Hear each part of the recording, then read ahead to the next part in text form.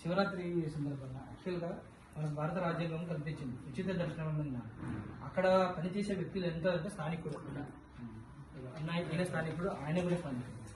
హిందువులు మనోభావాలు మీరు తీసుకుని పోతే మీకు అంటూ కదా అన్నట్లు మాట్లాడేది బాధాకరం. శివరాత్రి సందర్భంగా ఇక్కడ ఎవరికి మహిళలకి స్థానాలకు వచ్చి జాగ్రత్త పెట్టిన వస్త్రాలు మార్చుకోవడానికి గతంలో ఉన్న పాలకులు ఏమో మెంబర్గా అయినప్పుడు మీరు 50 కట్టిస్తే 60 వేస్తే శరదాలే చేస్తున్నారు, కానీ అది ఆచరణలో చేయడంలో ఎందుకు విఫలమైపోతున్నారో దేవాలయ అధికారులు దాన్ని ఒకసారి ఆలోచించాలి. ఇంకొకటి ఏంటంటే మెయిన్గా సార్ మాకు వచ్చిన ఈ సమస్య నుంచి ఇవన్నీ పాతవే.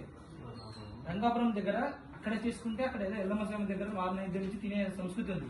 ఇది ఎవరో చేసిన తప్పుకు శివక్షేత్రం ఆయన ఏమో శాకాహారి, ఆయన మాంసాహారి కావచ్చు.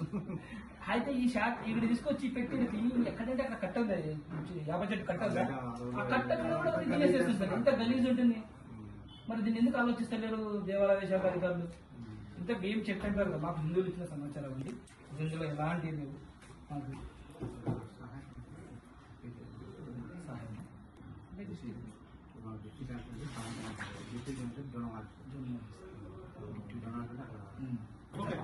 కరెక్షన్ చేసి సమస్య అయితే మీ దృష్టికి తీసుకుంటే